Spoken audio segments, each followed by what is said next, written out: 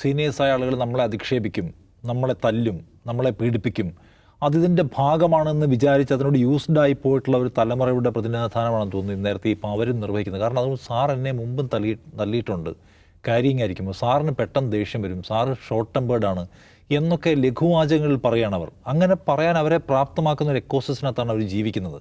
ഇപ്പോഴും നോക്കൂ, ഇപ്പം നമ്മൾ പോലീസ് ഗുരുതര വകുപ്പുകളിട്ട് കേസെടുത്തില്ല എന്ന് പറയുമ്പോൾ ഞാൻ കൊടുത്ത മൊഴിയുടെ അടിസ്ഥാനത്തിലാണ് പോലീസ് കേസെടുത്തിരിക്കുന്നത് എന്ന് വെച്ചാൽ പോലീസ് ചോദിക്കുമല്ലോ. ഇപ്പോൾ നമ്മോട് ചോദിച്ചിട്ടാണ് പോലീസ് എഴുതുമ്പോൾ പരമാവധി ദുർബലപ്പെടുത്തിയാണ് അവർ പറഞ്ഞിരിക്കുന്നത്. സാറിനെ ജയിലിൽ അടയ്ക്കണമെന്നും എനിക്ക് ആഗ്രഹമില്ല, സാറിനി കോടതിയിൽ വരാതിരുന്നാൽ മതി. അപ്പോൾ ആവർത്തിച്ച് മാധ്യമങ്ങൾ ചോദിക്കുമ്പോഴാണ് അങ്ങനെ ഒരു പൊസിഷനിലേക്ക് പോലും അവർ പോകുന്നത് എന്ന് മാത്രവുമല്ല, പോലീസിൻ്റെ ഇതുവരെയുള്ള നടപടികളിൽ എനിക്ക് പൂർണ്ണ തൃപ്തിയാണ്. എനിക്ക് സത്യത്തിൽ സഹതാപമാണ് അവരോട് തോന്നുന്നത്. എനിക്ക് അവരോട് വിയോജിപ്പൊന്നുമില്ല. അങ്ങനെ അവരെ പറയാൻ പ്രേരിപ്പിക്കുന്ന ഒരു സിറ്റുവേഷൻ വഞ്ചൂരിലെ കോടതി പരിസരത്തകത്തുണ്ട്.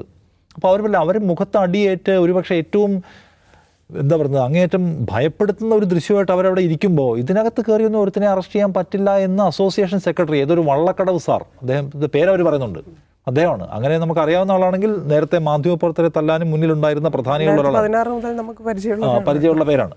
അപ്പോൾ അദ്ദേഹം നോക്കൂ, സഹപ്രവർത്തകരിൽ ഒരാളായ വനിതയെ കൂട്ടത്തിലുള്ള ആളെ അടിച്ചിട്ട് അവരുടെ മുഖം ഹോസ്പിറ്റലിൽ കൊണ്ടുപോയി വികൃതമായിരിക്കുന്ന സമയത്ത് ഓർക്കണം, ഇതിനകത്ത് കയറിയൊന്നും ആരെ അറസ്റ്റ് ചെയ്യേണ്ടതില്ല എന്ന തീരുമാനം പ്രഖ്യാപിച്ച അസോസിയേഷൻ ഈ മാധ്യമങ്ങൾ വന്നതുകൊണ്ട് മാത്രം ഇയാളെ സസ്പെൻഡ് ചെയ്തിരിക്കുകയാണ്. നാളെ എൻ്റെ കൂടെ നിൽക്കില്ല എന്നുള്ള ഉറച്ച ബോധ്യം അവർക്കുണ്ട്, ഭയപ്പാടും അവർക്കുണ്ട്. അതുകൊണ്ടാണ് അവർ വിഡ്രോ ചെയ്യുന്ന മൂഡിൽ പെരുമാറുന്നത്. നമ്മൾ കാണേണ്ട കാര്യമാണ്. ഇവരുടെ സംഘടന ശക്തി വളരെ പ്രധാനപ്പെട്ടതാണ്, എടുത്തു കാണേണ്ട കാര്യമാണ്. ഇപ്പോൾ ഈ ഭരണകൂടം എല്ലാം ഇവർക്കെതിരെ കർശന നിലപാട് സ്വീകരിക്കും എന്നൊക്കെ പറയുന്നു. ഞാൻ പൂർണ്ണമായിട്ടും വിശ്വസിക്കുന്നില്ല. അവരുടേത് വലിയ പവർഫുള്ളായിട്ടുള്ള ഒരു സംഘാടനമാണ്.